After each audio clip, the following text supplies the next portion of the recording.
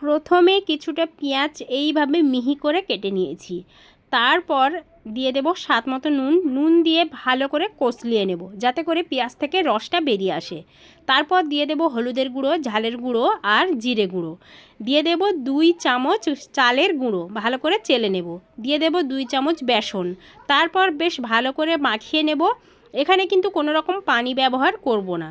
তারপর খুব ভালো করে মেখে নিয়ে একটু যাতে হাতটা ভালোভাবে সরে বা শেপ দিতে পারি সেই জন্য সামান্য একটু পানি দিয়ে আবারও ভালোভাবে মাখিয়ে নিয়ে এইভাবে পেঁয়াজু আকারে শেপ দিয়ে তেল গরম করে তেলটা আবারও মিডিয়াম আঁচ করে দিয়ে উল্টিয়ে পাল্টিয়ে সুন্দর করে মুচমুচে করে ভেজে নেব। একদম চপের দোকানের মতো মুচমুচে পেঁয়াজু রেসিপি। লং ভিডিওটা আমি ডেসক্রিপশন বক্সে অথবা কমেন্ট বক্সে দিয়ে দেব, তোমরা চাইলে দেখে নিতে পারো। আর দেখে নাও কতটা মুচমুচে আর কতটা সুন্দর কালার এসেছে। ভীষণই সহজ আর খেতে কিন্তু অসাধারণ আর একদম মুচমুচে ছিল। একবার ট্রাই করতে পারো।